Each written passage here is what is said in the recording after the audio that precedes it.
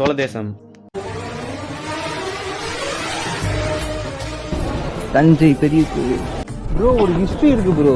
இங்க இருக்கிற நந்தி உண்மையான நந்தி இல்லையா? இந்த சைட்ல இருக்கிற நந்தி தான் உண்மையான நந்தியா? பார்த்தா செய்த உடச்சு எடுத்த மணி தான் இருக்குல்ல. ஒரு பொண்ணு உட்காந்துருக்கு. அந்த சைடில் பார்த்தா ஒரு பொண்ணு, இந்த சைடில் வந்து தொப்பி போட்டு ஒருத்தர் உட்காந்துருக்காரு.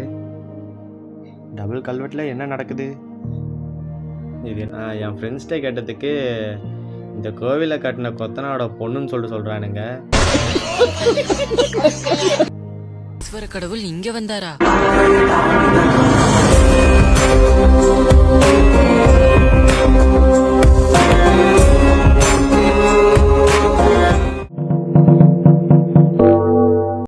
வணக்கம் உறவுகளே, நாம் இப்போ வந்திருக்க இடம் பார்த்தீங்கன்னாக்கா சோழர்களோட தலைநகரமான தஞ்சைக்கு. இந்த கோவிலை 3 விதமாக அழைப்பாங்க. ஒன்று வந்து தஞ்சை ராஜராஜேஸ்வரன் பெரிய கோவில், 2 வந்து தஞ்சை பெருவுடையார் கோவில், 3 வந்து தஞ்சை பிரகதீஸ்வரர் கோவில். சோழதேசம். தஞ்சை பெரிய கோவில்.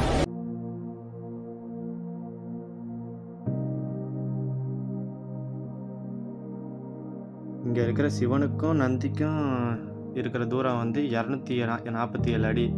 அதாவது தமிழ் எழுத்துக்கள் மொத்தம் 247.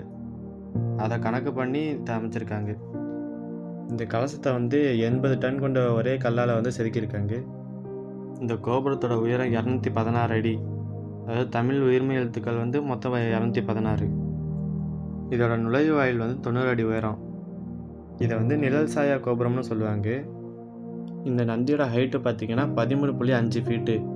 இதோட வெயிட் வந்து 20லேருந்து 25 டன் இருக்குன்னு சொல்கிறாங்க. ப்ரோ ஒரு ஹிஸ்ட்ரி இருக்கு ப்ரோ. இங்க இருக்கிற நந்தி உண்மையான நந்தி இல்லையா? இந்த சைட்ல இருக்கிற நந்தி தான் உண்மையான நந்தியா? பார்த்தா செய்த உடச்சு எடுத்த மணி தான் இருக்குல்ல.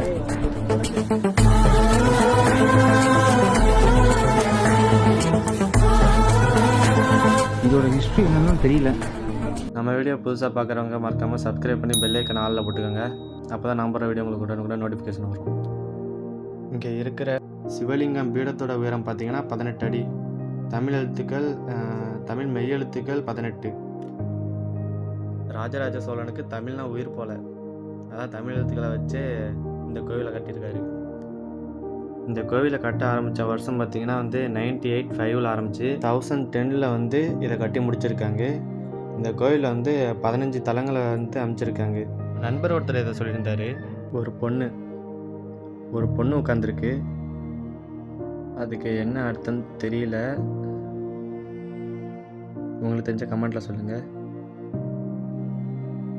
அந்த சைடில் பார்த்தா ஒரு பொண்ணு, இந்த சைடில் வந்து தொப்பி போட்டு ஒருத்தர் உட்காந்துருக்காரு. டபுள் கல்வெட்டில் என்ன நடக்குது? இது என்னன்னு தெரியல. என் ஃப்ரெண்ட்ஸ்டே கேட்டதுக்கு இந்த கோவிலை கட்டின கொத்தனாரோட பொண்ணுன்னு சொல்கிறானுங்க.